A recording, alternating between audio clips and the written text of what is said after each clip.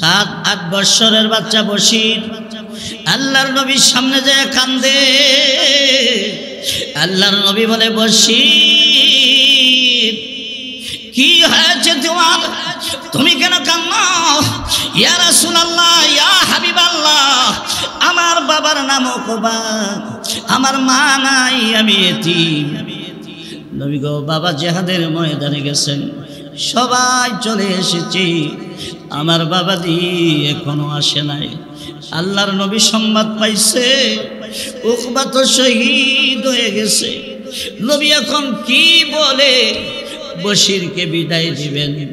নবীর চেহারা মুবারক ঘুরাইয়া আকাশের দিকে তাকাইয়া আবার আল্লাহকে ডাকে, আল্লাহ আমি বশিরকে কোন ভাষা দিয়া বিদায় দিতাম? আল্লাহ বশিরের মা নাই, আজ থেকে তো বাবা ও শহীদ হয়ে গেছে, এতিমের কদর আমি নবী বুঝি, আমার বাবা ছিল না আমি বুঝি। বশিরের বাবা শহীদ হয়ে গেল, আমি কোন ভাষা দিয়া বুঝাইতাম? নবী চোখের বাড়ি ছেড়ে কান্দে। বন্ধুরা, বশির কান্নাকাটি করে চলে যায়। বেলাটা ডুবে ডুবে বাপ আবারও দৌড়াই আসলেন নবীজি, আমার আব্বা কই গো, আমার মা নাই, আমি এতিম, আমি কার মুখে ঘুমাবো, আমি কারে আব্বা বলে ডাকবো? এই মদিনাতে আমার আপনজন নাই গো, আমি কার কাছে আশ্রয় নেব? নবীজি আবার চেহারাটা ঘুরাইয়া আকাশের দিকে চাইয়া কান্দে, আল্লাহ ও মাওলা, আমি কোন ভাষা দিয়ে বশিরকে বিদায় দিতাম? বশিরের তো মা নাই, আজ থেকে বাবা শহীদ হয়ে যায়। রসুল কোনো উত্তর দিতে পারেন নাই, চোখের পানি দিয়া দাড়িগুলো ভিজে, দাড়িগুলো ভেবে পানিগুলো পড়ছে রে বন্ধু। নবী চেহারা গোনায় না, বশির কান্নাকাটি করে চলে যায়। বেলাটা ডুবে যায়, বশির আবার দৌড়াই আসলেন। সুবহানাল্লাহ বলেন। আল্লাহ তাআলা আকাশকে বলেন, আকাশ আমার এই আমানত আমি তোমার মধ্যে রাখতে চাই। আকাশ বলেন, ইয়া রাব্বি মা ফিহা, এ প্রভু এই কোরআনের ভিতরে কি আছে? আল্লাহ বলেন, আমার বিধানাবলী আছে, আমার বিধানগুলো আছে। আসমান রে, তুই যদি আমার বিধানগুলো মানস তাহলে আমি আল্লাহ তোরে জান্নাত দান করব। বলেন সুবহানাল্লাহ। আসমান ডাক দিয়ে বলে, মালিক না, আমার পক্ষে সম্ভব না, এই কোরআনের ভার আমি বহন করতে পারবো না, আমি দুর্বল। আল্লাহ বলে, জমিন রে, আমার কোরআন তোমার কাছে রাখতে চাই। জমিন বলে, ইয়া রাব্বি মা ফিহা, হে প্রভু এই কোরআনের ভিতরে কি আছে? আল্লাহ বলেন, আমার বিধানাবলী আছে, আমার বিধানগুলো আছে। কোরআন রে, যদি আমার বিধানগুলো মানস আমি আল্লাহ তোরে জান্নাত দিব। জমিন ডাক দিয়ে বলে, আল্লাহ সম্ভব না, আমি দুর্বল। আল্লাহ পাহাড়কে বলে, পাহাড় এই আমানত আমি তোমার কাছে রাখতে চাই। পাহাড় বলে, ইয়া রাব্বি মা ফিহা, হে প্রভু এই কোরআনের ভিতরে কি আছে? আল্লাহ বলেন, আমার বিধানাবলী আছে, নামাজ আছে, রোজা আছে, হজ আছে, যাকাত আছে, আছে না নাই? পাহাড় ডাক দিয়া কপা আশফাকনা মিনহা, পাহাড় আল্লাহর ভয়ে, কোরআনের ভয়ে ফাটিয়া গেল। সুবহানাল্লাহ বলেন। এবার পাহাড় বলেন, আল্লাহ আমি দুর্বল, আমি পারবো না। আল্লাহ আদমকে দেখাইলেন, আদম আসো গো, আমার কোরআন তোমার মধ্যে রাখতে চাই। আদম বলে, আল্লাহ আকাশে কোরআন নিল না, এই জমিনে কোরআন নিল না, পাহাড়ে কোরআন নিল না, আমি তো দুর্বল, আমি কি পারবো এই কোরআনের ভার বহন করতে? আল্লাহ বলেন, আদম কোরআনের ভার আমার হাতে রেখে দিব। সুবহানাল্লাহ বলেন। কোরআনের ভার তোমার কাছে দিব না, আমার কুদরতি হাতে রেখে দিব, তুমি নাও রে আদম। এই কোরআনের বিধি বিধান যদি মানো আমি আল্লাহ তোমাকে জান্নাত দিব। আদম তো জান্নাতে ছিলেন, জান্নাতের মজা আদম বুঝছে, ঠিক হবে ঠিক। জান্নাত যে কত চিরসুখীর জায়গা, আকাশ বুঝে নাই, জমিন বুঝে নাই, পাহাড় বুঝে নাই। আদম তো জান্নাতের ভিতরে ছিলেন, জান্নাত যে কত আরামের জায়গা আদম তো বুঝছে। আদম বলেন আল্লাহ যদি জান্নাত দাও গো আমি কোরআন গ্রহণ করে নিলাম। সুবহানাল্লাহ বলেন। ও হামালাল ইনসান, আদম কোরআন গ্রহণ করে নিলেন। আল্লাহ পাক দুইটা গালি দিয়েছেন। কয়টা গালি? ইন্নাহু কানা যালুমান জাহুলা। আদম রে তুই তো জালেম, তুই তো অজ্ঞ, তুই মূর্খ। আকাশ নিল না, জমিন নিল না, পাহাড় নিল না, তুই নিলি, তুই তো জালেম, তুই তো অজ্ঞ। এই গালিটা বাবা আল্লাহ খুশি হইয়া দিলেন, এটা আল্লাহ বেজার হইয়া দেয় নাই। আমাদের এলাকায় দেখবেন 10-12 বছরের একটা ছেলে যদি বাজার থেকে বিশাল বড় একটা কাঁঠাল কিনে আনে, 10-12 বছরের ছেলে কাঁঠাল নিয়ে বাড়িতে গেলে বিশাল বড় কাঁঠাল মা দেখে বলে আরে জালেম, এই মূর্খ তুই এটা কেমনে আনছ? কারল দিব 25 কেজি ওজন, কেমনে আনছ? মা খুশি হইয়া বলে তুই জালেম, তুই মূর্খ, যদি তোর আড্ডিটা ভেঙে যায় তোরা। এই জালেম কি করলি? আসলে মা কিন্তু খুশি হইয়া গালি দিছে। মা মনে মনে খুশি, আমার সন্তান 15 কেজি ওজন আলগাইতে পারে, ঠিক না? মা বলছে জালেম এটা তুই কি করলি রে মূর্খ, এত বড় কাঁঠাল তুই কেমনে আনলি? যদি হুসুট খাইয়া পড়ে হাড্ডি ভাঙত। আল্লাহ বলেন আদম রে ইন্নাহু কানা যালুমান জাহুলা। আদম তুমি তো জালেম, তুমি তো মূর্খ রে আদম। আল্লাহ খুশি হইয়া গালি দিছেন। সুবহানাল্লাহ জোরে কোন। আমার ভাইরা, আল্লাহ পাকের ইচ্ছা হলেন এই কোরআন আল্লাহ আদমকে দিবেন। আল্লাহর ইচ্ছা হইল আদমকে কোরআন দিবেন, কারণ কোরআনের অন্য আয়াতে বোঝা যায় আল্লাহ তাআলা বলেন আল্লাহ তাআলা অন্য আয়াতের মধ্যে বলেন ওয়াইজ ক্বালা লিল মালাইকা ইন্নী জাইলুন ফিল আরদি খলিফা ক্বালু আতাজালু ফিহা মান ইউফসিদু ফিহা ওয়া ইয়াসফিকুদ দিমা ওয়া নাহনু নুসাব্বিহু বিহামদিকা ওয়া নুকদ্দিসু লাক ক্বালা ইন্নী আ'লামু মা লা তা'লামুন।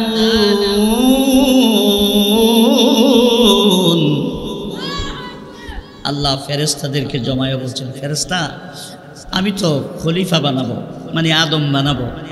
ফেরেশতার সাথে পরামর্শ না, ফেরেশতারে জানাইলেন আল্লাহ। আল্লাহ কারোর সাথে পরামর্শ করন লাগে না, আল্লাহ নিজেই স্বয়ং সম্পূর্ণ। জোরে কোন ঠিক কিনা? আল্লাহ তো আমি তো খলিফা বানাবো। খলিফা অর্থ বুঝছো যারা আমার বিধিবিধান পৃথিবীতে কায়েম করবে। জোরে কোন সুবহানাল্লাহ। আমি আল্লাহর প্রতিনিধি হিসেবে যারা জমিনে থাকবো এমন খলিফা আমি বানাবো। এবার ফেরেশতারা আল্লাহ এমন একটা জাতি আপনি বানাইতে চান যেই জাতি মারামারি করবে, কাটাকাটি করবে, খুনাখুনি করবে, কবিরা গুনাহ করবে, সুদ খাবে, ঘুষ খাবে, চুরি করবে, ডাকাতি করবে, গাড়ি ভাঙচুর করবে, অগ্নি সংযোগ করবে, এমন একটা জাতি আপনি বানাইতে চান। আল্লাহ বলেন ইন্নী আ'লামু মা লা তা'লামুন। ফেরেশতারে আমি যা জানি তোমরা তা জানো না। আল্লাহ কি জানে? সুবহানাল্লাহ বলেন। একটু জিকির দেন লা ইলাহা ইল্লাল্লাহ।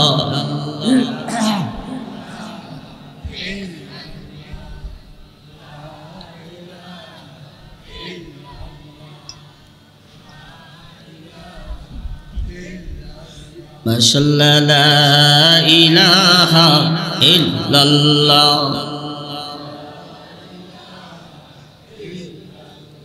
বেলাল বলে আল্লাহ আল্লাহ, উমাইয়া বলে বারাও জালা, আমার আল্লাহ বলে ও জিবরাইল জান্নাতের হলো তালা লা ইলাহা ইল্লাল্লাহ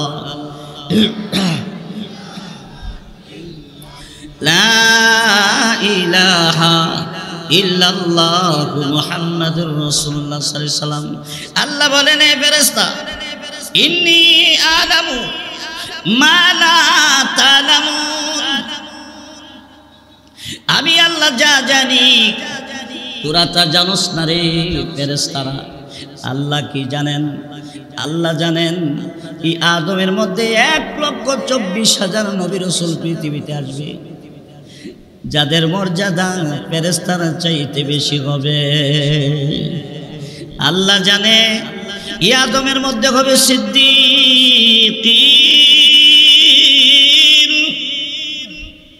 এই আদমের মধ্যে সিদ্দিকীন হবে যাদের জীবনে কোনোদিন মিথ্যা কথা বলবে না, যারা জীবনে কোনোদিন আল্লাহর নাফরমানি করবে না, তাদেরকে সিদ্দিক বলা হয়। আল্লাহ জানে ও শুহাদা, এই আদমের মধ্যে একদল এলায়ে কালিমাতুল্লাহ আল্লাহর দিনকে উদ্দিন করার জন্যে বুকের তাজা রক্ত ময়দানে দিবে, যেরকম ঠিক কিনা? আরে বিবিকে বিধবা বানাবে, ছেলে মেয়েকে এতিম বানাবে, মায়ের বুক খালি করে ইসলামের জন্য জীবনটা দিবে। আল্লাহ জানে, ফেরেশতা জানে না, কে জানে? আল্লাহ জানে। এমন দিছিনি সাহাবায়ে কেরাম লক্ষ লক্ষ প্রাণ ইসলামের জন্য ত্যাগ করছে কিনা? জোরে বলেন করেছেন কিনা? আমার বন্ধুরা, কয়েক মিনিটে ছোট্ট একটা চিত্র আপনাদের সামনে আমি তুলে ধরছি। রসুলের এক সাহাবীর নাম হলো উকবা রাদিয়াল্লাহু তাআলা। উকবার বাড়ি মক্কাতে, হিজরত করে মদিনা আসলেন। ছোট্ট একটা বাচ্চা, 7-8 বছরের ছেলে, যার নাম হলো বশির। মদিনার জমিনে বশিরকে নিয়া উকবা হিজরত করে মদিনায় আসলেন। জিহাদে যাওয়ার ডাক এসে যায়। আল্লাহর নবীর সাহাবী উকবা রাদিয়াল্লাহু তাআলা জিহাদের তালিকায় নাম উঠালেন, কিন্তু ছোট্ট বাচ্চা উকবা বশির, 7-8 বছরের বাচ্চা, বাবার হাতে ধরে কান্দে, বাবা গো তুমি জিহাদের তালিকায় নাম দিলা, তুমি কি জানো না আমার মা নাই, মদিনাতে আমার কেউ নাই, আমি কার কাছে থাকবো, কার কাছে ঘুমাবো? এ বাবা, তুমি যদি জিহাদের ময়দানে চলে যাও, আমি রাত্র হলে কার বুকে ঘুমাবো? আমাকে কে খানা খাওয়াবে? আমাকে কে গোসল দেওয়াবে?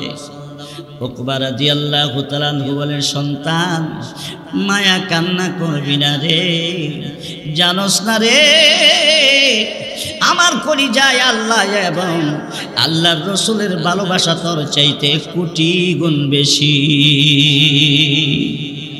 মায়া কান্না করবি না, যা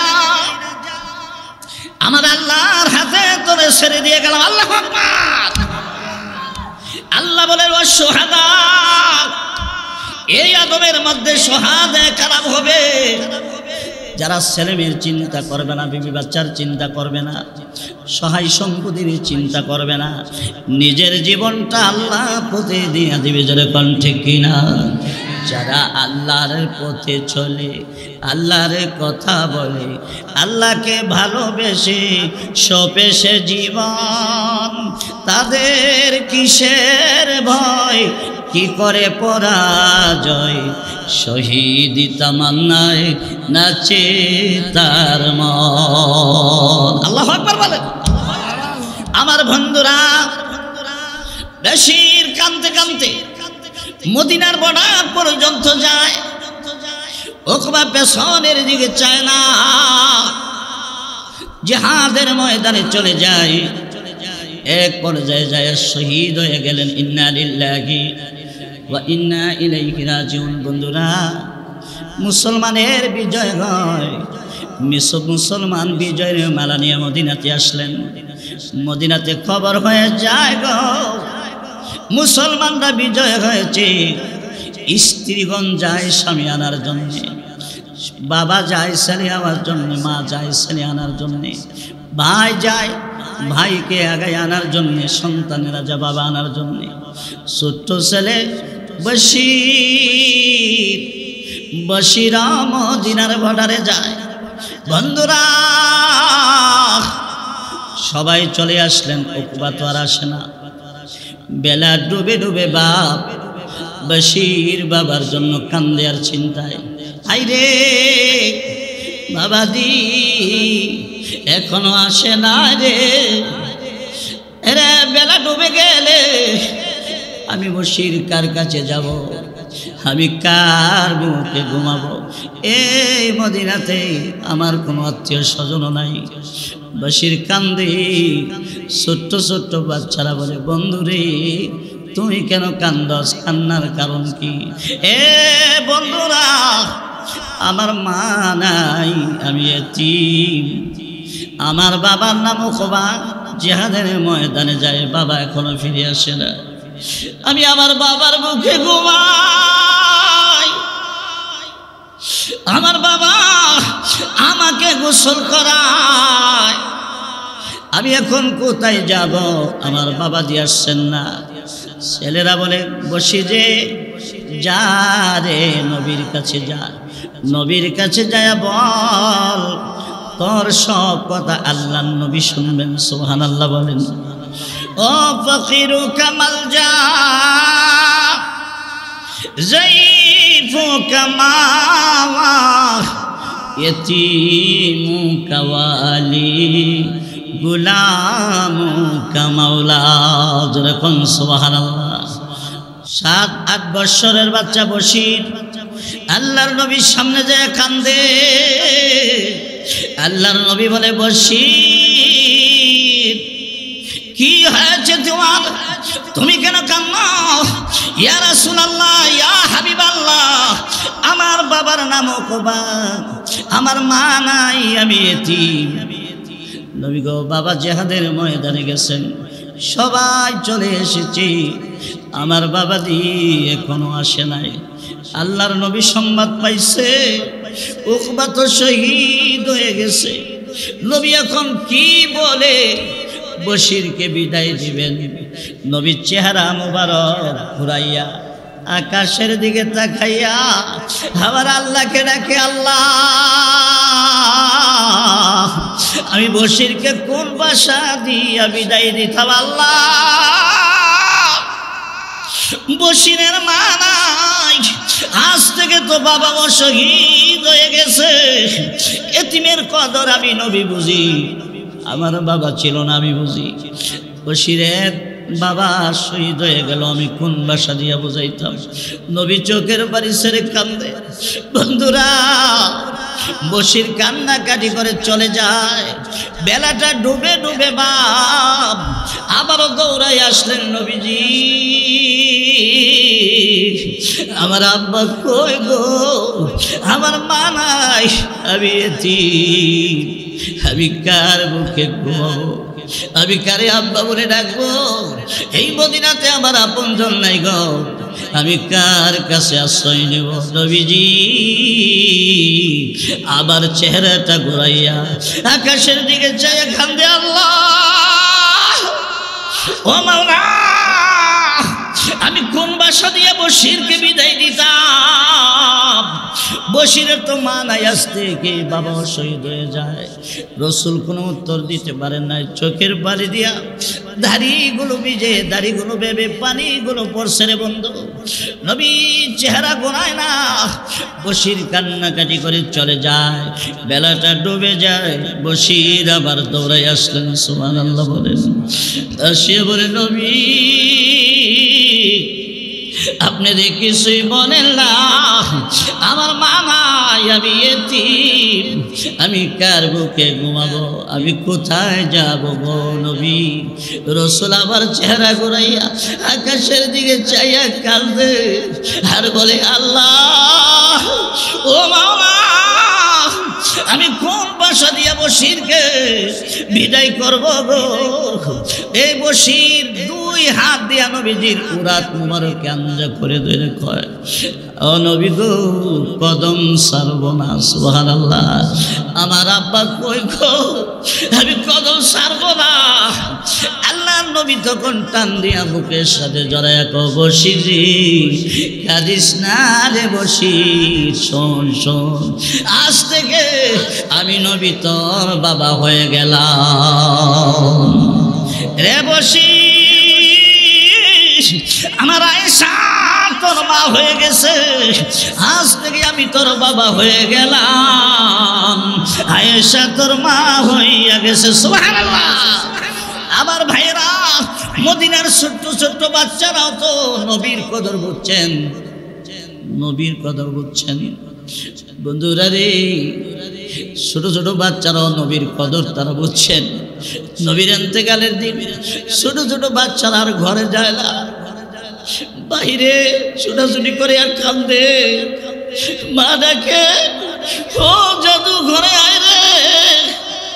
ছেলেরা বলে, মা গো নবী নাই, খানা খাবো না গো মা। মেয়েরা দৌড়াদৌড়ি করে আর কান্দে। মা ডেকে, খোকারা রে আয় রে আয়, আয় খাবার খেতে আয়। বাচ্চারা কয়, মা নবী নাই গো, খানা খাবো না গো মা। মা আমার নবী নাই গো মা, নবী নাই। জোরে কোন সুবহানাল্লাহ। আমার বন্ধুরা, 3 দিন পর্যন্ত মদিনার শিশুও খানা খায় নাই। আল্লাহু আকবার বলেন। আমার প্রাণের ভাইরা, হযরতে বেলাল মদিনার জমিন ছেড়ে দিছে। বেলাল বলে, আমি আর মদিনার জমিনে থাকবো না গো বন্ধু। ইতিহাস বলা উদ্দেশ্য না। বহুদিন পরে বেলাল সুদূর দামেস্কে চলে যায়। বহুদিন পরে আল্লাহর নবী ডাকে, বেলাল রে, আমার ইন্তেকালের পর তুই মদিনার জমিনটা ছেড়ে দিলি রে বেলাল। আমার আবু বকর আমার রওজার পাশে এসে সালাম দেয় রে, আমার ওমর সালাম দেয়, ওসমান সালাম দেয়, আমার আলী সালাম দেয়। হে বেলাল, তুই মদিনার জমিনটা ছেড়ে দিলি,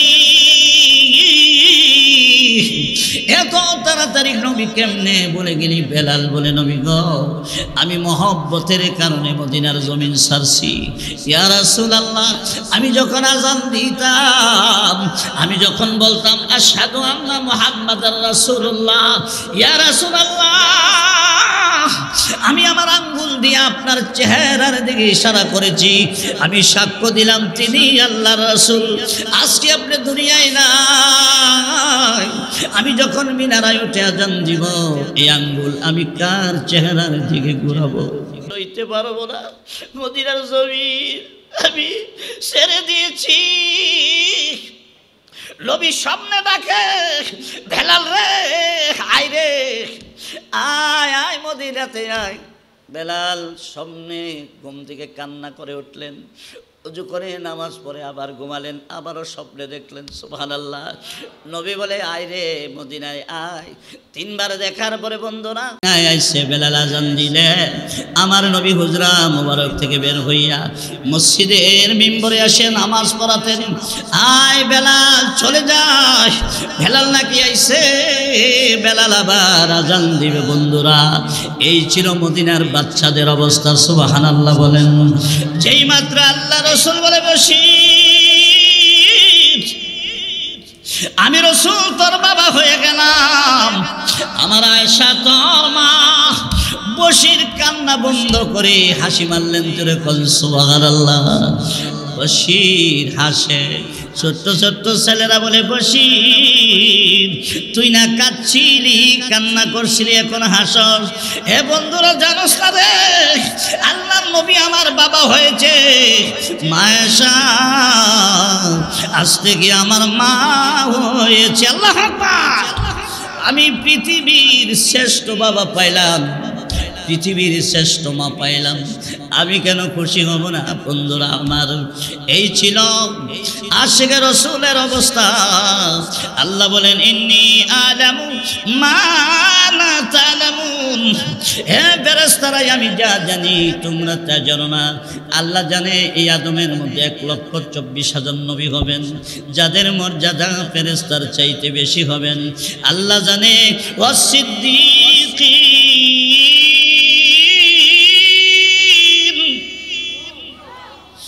এই আদমের মধ্যে সিদ্দিকিনের জামাত হবে, আবু বকর হবে, ওমর হবে, উসমান হবে, আলী হবে। আল্লাহু আকবার। আমার প্রাণের বন্ধুরা, আল্লাহ জানে যাদের মর্যাদা হবে ফেরেশতাদের চাইতে বেশি, যেরকম ঠিক কিনা? আমার বন্ধুরা, আবু বকর সিদ্দিক, ওমর সিদ্দিক, উসমান আলী সিদ্দিক, যেরকম ঠিক কিনা? এই সিদ্দিক ওদের জীবনে মিথ্যা বলে নাই, যার কারণে আল্লাহু আকবার, বাতাস পর্যন্ত ওমরের কথা মানে। সুবহানাল্লাহ। মদিনার জমিনে ঘূর্ণিঝড় আসতেছে, ঘূর্ণিঝড় ঘুইরা ঘুইরা একজন সাহাবীকে বলে, আমিরুল মুমিনিন ওমর গো, সাগর, আরব সাগর থেকে ঘূর্ণিঝড় মদিনার জমিনের দিকে আসতেছে। হযরতে ওমর সুন্নতি লাঠি লইয়া ঘূর্ণিঝড়ের সামনে দাঁড়ালেন, দাঁড়ায় বলে, ঘূর্ণিঝড় রে, সাবধান করলাম আমি ওমর, আর একটা কদমও সামনে আসবি না। জোরে বলেন আল্লাহু আকবার। এ ঘূর্ণিঝড়, এটা মদিনার জমিন রে, যেই মদিনার জমিনে আল্লাহ নবীর সাহাবীরা থাকে, উপরে খেজুর পাতার ছাউনি, ঘরের পালা খেজুর গাছ, বেড়া খেজুর পাতার। তুই যদি আসস রে, নবীর সাহাবীদের ঘর বাড়ি নষ্ট করে দেশে ঘূর্ণিঝড়, আমার নবীর সাহাবীরা কোথায় যাবে? যা, যেখান থেকে সেখানে চলে যা। ওমরের লাঠির ইশারার দ্বারাতে ঘূর্ণিঝড় আবার বিদায় হয়ে যায়। জোরে বলেন আল্লাহু আকবার।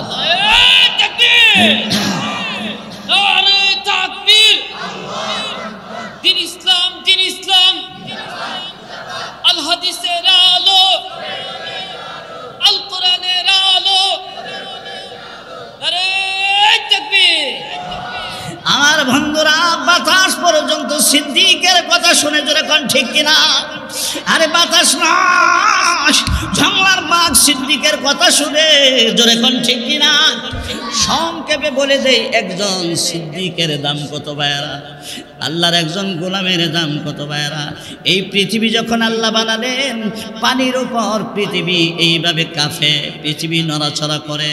ওয়ালজিবালা আওতাদা, আল্লাহ বিশাল বড় বড় পাহাড় বানাইয়া তাম পৃথিবীতে ছড়াইয়া ছিটাইয়া দিলেন, পৃথিবীটাকে বুঝাই করে দিলেন, পৃথিবী যেন নড়াচড়া না করে। আপনারা নৌকার মানুষ, নৌকায় মাঝে মধ্যে যান, দেখবেন খালি নৌকা কিন্তু নড়াচড়া করে, ঠিক কিনা?